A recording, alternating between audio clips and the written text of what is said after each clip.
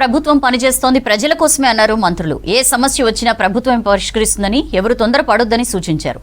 కాళేశ్వరం విషయంలో హైకోర్టు తీర్పును బీఆర్ఎస్ నేతలు తప్పుగా ప్రచారం చేస్తున్నారని మండిపడ్డారు కాంగ్రెస్ నేతలు.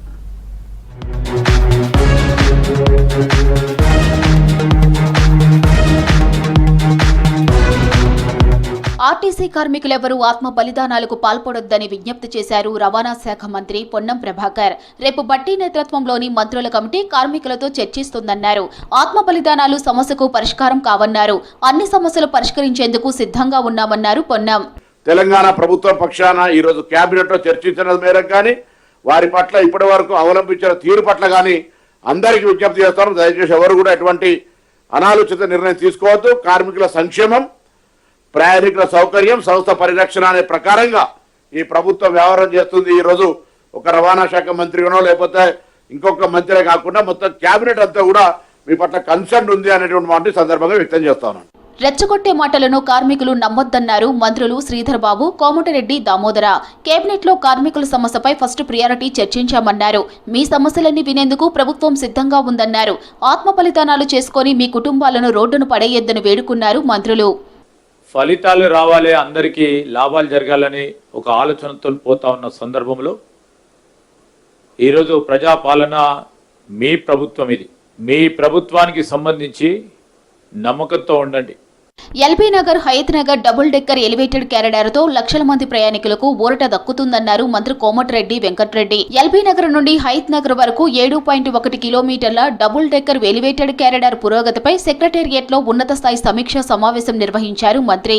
941 కోట్ల అంచనా వ్యయంతో చేపట్టే ఈ ప్రాజెక్టులో 200 కోట్లు రాష్ట్ర ప్రభుత్వ వాటాగా ఇవ్వనుందన్నారు. ఈ ప్రాజెక్టు పూర్తయితే ఎల్బీ నగర్, హయత్ నగర్ ప్రాంతాల్లోని 54 కాలనీల్లో నివసించే సుమారు 20 లక్షల మంది ప్రజలకు పెద్ద ఉపశమనం లభిస్తుందన్నారు.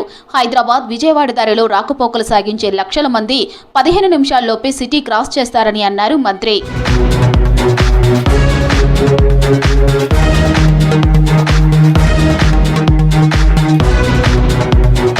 రాష్ట్ర ప్రభుత్వం ఏజెన్సీ ప్రాంతంలో విద్యపై ప్రత్యేక దృష్టి పెట్టిందన్నారు మంత్రి పొంగులేటి శ్రీనివాసరెడ్డి. ఏజెన్సీ ప్రాంతంలో ఉన్న గిరిజన విద్యార్థుల కోసం కోట్ల రూపాయలు మంజూరు చేశామన్నారు. భద్రాద్రి కొత్తగూడెం జిల్లాలో 2.70 కోట్లతో నూతనంగా నిర్మించిన గిరిజన బాలికల డార్మిటరీ సంక్షేమ హాస్టల్ భవనానికి శంకుస్థాపన చేశారు మంత్రి.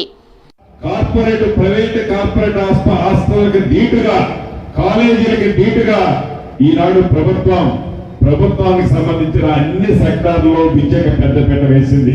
మీ కాళ్ళ మీద స్వశక్తితో మీరు జీవించడమే కాకుండా మీతో పాటు ఒక 10 మందికి ఉద్యోగాన్ని కల్పించే దిశగా ఇక్కడ నుంచే పునాదులు వేసి మీకు అటువంటి ట్రైనింగ్ కూడా ఇవ్వటం జరుగుతుంది.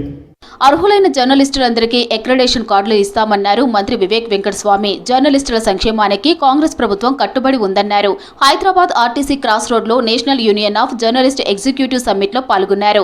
ప్రస్తుతం జర్నలిస్టులు కొంత ఇబ్బందులు పడుతున్నారనేది వాస్తవమన్నారు మంత్రి Vivek. This is a good beginning we have started.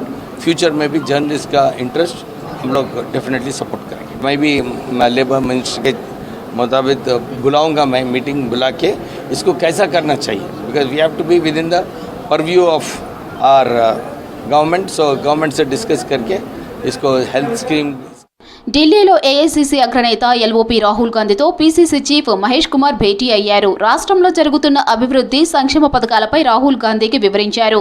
DCC అధ్యక్షుల నియామకాలు, జిల్లా కమిటీలు, మండల కమిటీలు తదితర అంశాలను రాహుల్ దృష్టికి తీసుకెళ్లారు. రాబోయే ఏఐసీసీ జాతీయ ఓబీసీ సలహా మండలి సమావేశాన్ని హైదరాబాద్ లో నిర్వహించాలని కోరారు పీసీసీ చీఫ్. రాహుల్ గాంధీ గారిని కలవడం జరిగింది. వివిధ అంశాల మీద వారితో మాట్లాడడం జరిగింది. రాష్ట్రంలో కాంగ్రెస్ ప్రభుత్వం రేవంత్ రెడ్డి గారి నేతృత్వంలో ఇస్తున్నట్టు అభివృద్ధి, సంక్షేమ ఫలాల గురించి వారు అడుగు తెలుసుకున్నారు. వచ్చే రోజుల్లో రేవంత్ రెడ్డి గారు మేము మాట్లాడుకొని మరొక బీసీ స్టీరింగ్ కమిటీ సమావేశం కూడా హైదరాబాద్లో ఏర్పాటు చేస్తాం. దానికి పెద్దలందరినీ కూడా ఆహ్వానిస్తాం. హైకోర్టు తీర్పు విషయంలో తెలంగాణ ప్రజలను తప్పుదోవ పట్టించే ప్రయత్నం హరీష్ కేటీఆర్ చేస్తున్నారని ఫైర్ అయ్యారు భువనగిరి ఎంపీ చామల కిరణ్. కాళేశ్వరం కట్టి దండుకుంది కేసీఆర్ ఫ్యామిలీ కాదా అని ప్రశ్నించారు చామల. మీరు కాళేశ్వరం కట్టి దండుకొని దాచుకున్న పైసలకు రైతులకు ఏం సంబంధము, తెలంగాణ ప్రజలకు ఏం సంబంధము? ఇవే సెంటిమెంట్ డైలాగులు. ఇట్లాంటివి కొట్టే ప్రజల్ని తప్పుతో పట్టియాలని చూస్తారు. వీళ్ళను నిర్దోషులని లేదు, వీళ్ళు తప్పు చేయలేదని తీర్పు చెప్పలేదు. ఏమని చెప్పిర్రు?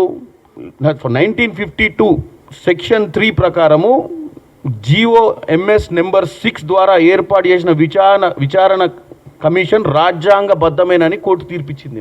పిటిషనర్లకు నిర్ణీత ఫార్మాట్ ప్రకారము నోటీసు ఇవ్వలేదన్న టెక్నికల్ అంశాన్ని తప్పుపట్టింది. కాళేశ్వరం కేసులో హైకోర్టు తీర్పు ఒకటి ఉంటే బీఆర్ఎస్ నేతలు మరొకటి ప్రచారం చేస్తున్నారని ఫైర్ అయ్యారు హస్తం నేతలు. నిజాలేంటో ప్రజలకు తెలుసని చెప్పారు.